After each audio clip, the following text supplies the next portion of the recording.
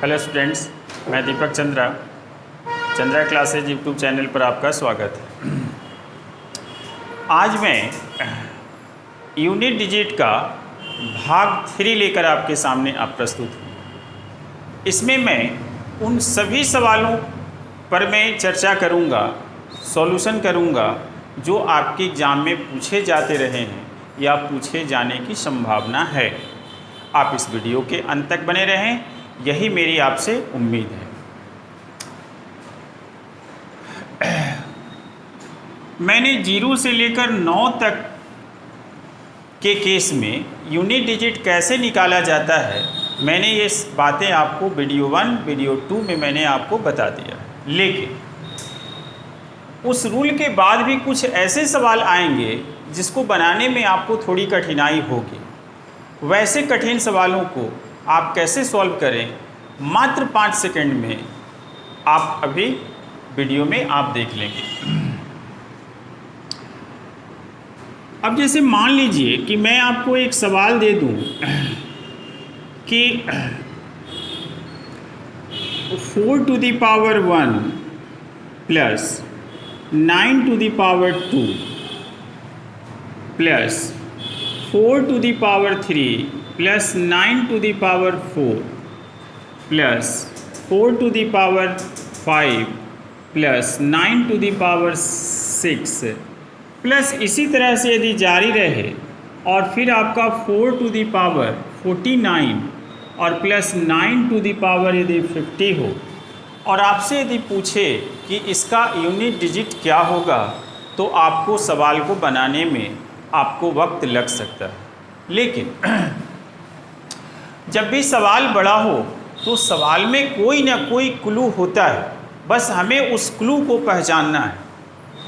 यदि मैं प्रत्येक का यूनिट डिजिट निकाल लूँगा, और निकालना भी आसान है क्योंकि हम लोग जानते हैं कि 4 का ऑड पावर रहने पर 4 ही होता है और 4 का इवन पावर रहने पर 6 होता है। ठीक इसी प्रकार से 9 का ऑड रहने पर आपका 9 होता है और 9 का इवन रहने पर 1 होता है।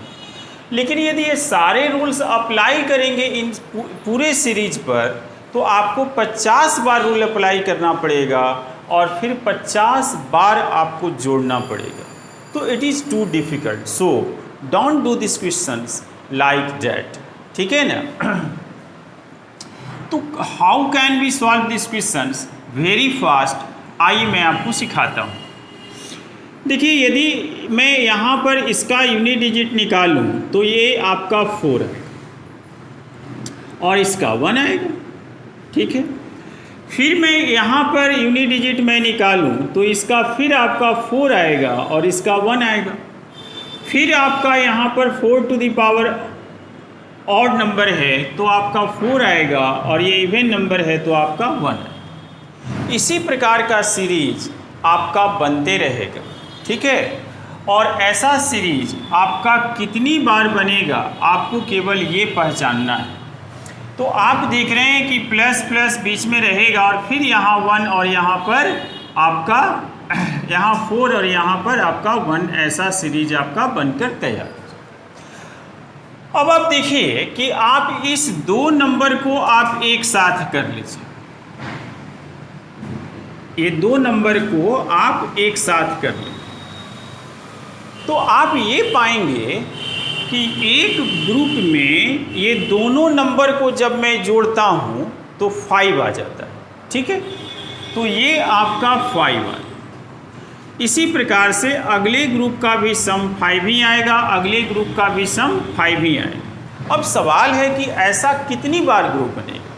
तो आप देख रहे हैं कि ऊपर वाले सीरीज में टोटल 50 नंबर थे, 50 नंबर्स थे और हमने 2 नंबर्स का एक ग्रुप बना दिया। इसका मतलब ये हुआ कि इस तरह से आपका जो यह ग्रुप बनेगा ये टोटल 25 ग्रुप्स बनेगा।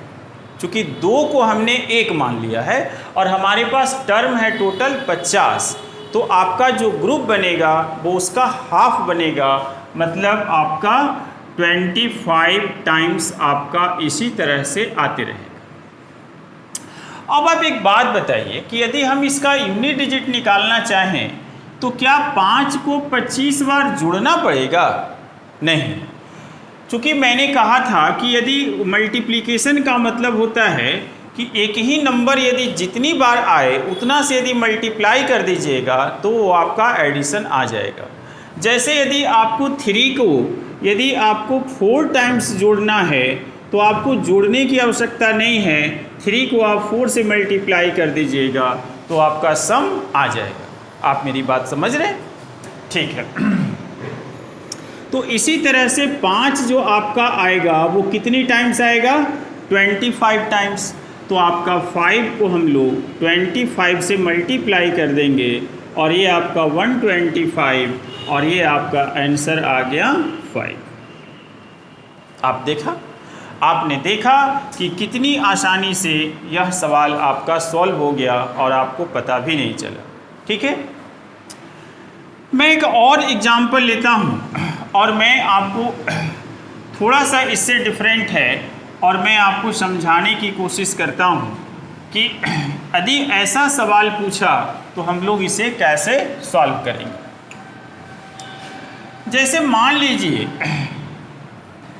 कि यदि इस सीरीज में जैसे पेयर हमारा जो है ये पूरा बन गया था, चूँकि 50 नंबर्स थे तो हमारे पास टोटल पेयर बन गए आपका 25 ग्रुप्स हमारा बन गया था, पेयर बन गया था। लेकिन मान लीजिए कि यहाँ पर आपको एक और नंबर दे दिया जाए, सवाल आपका यही हो कि 4 to the power 1 plus 9 to the power 2, आपका सारा डेटा सेम, लेकिन 9 के बाद फिर क्या आएगा? 4 आएगा ना, और यहाँ पर पावर क्या आ जाएगा? 51, और इसके बाद आपको नहीं दे, 52 आपको नहीं दे। तो इस केस में हम लोग क्या करें? तो आपको कुछ नहीं करना है, फिर उसी प्रकार से 4 प्लस 1 एक ग्रुप बनेगा, फिर आपका 4 प्लस 1 का एक ग्रुप बनेगा। इसी तरह से आपका जो यहाँ तक ग्रुप बनेगा तो कितने ग्रुप बनेगा? 25 ग्रुप बनेगा, और प्लस 4 टू द पावर 51 अलग से उसको आप थोड़ी देर रखिए। ठीक है, क्योंकि उसका कोई पेयर नहीं है, वो अनमैरिड पर्सन है। ठीक है ना, तो अनमैरिड को थोड़ा सा अलग रख लीजिए। आइए देखते हैं। फिर आप इसी तरह से आप इसका जब इतने सारे नंबर्स का आप यूनिट डिजिट निकालेंगे तो फिर उसी तरह से 5 × 25 आ जाएगा, लेकिन प्लस 4 टू द पावर 51 अभी आपका बचा हुआ है, तो इसका यूनिट डिजिट आपका 5 आएगा। और यदि 4 का हम ऑड पावर लें तो आपका यूनिट डिजिट 4 ही आएगा, क्योंकि 4 टू द पावर ऑड में 4 ही आता है, तो ये 4 और आपका आंसर आ गया 9। तो आपने देखा कि इस तरह के सवाल में यदि कम्प्लीटली पेयर बन भी जाता है तो भी ठीक है, ना बनता है तो भी ठीक है। ठीक है ना। अब मैं इसी सवाल में थोड़ा सा मैं आपको और मैं ट्विस्ट पैदा करके मैं आपको समझाने की कोशिश करता हूँ। सवाल मान लीजिए कि आपका यही है, 4 टू द पावर आपका 9 to the power 2, 4 to the power 3, same सवाल है, लेकिन इसमें मैं बदल क्या देता हूँ कि ये जो प्लस का साइन बीच में है, ये मैं प्लस का साइन मैं चेंज कर देता हूँ और मैं हर जगह मल्टीप्लाई का साइन लगा देता हूँ।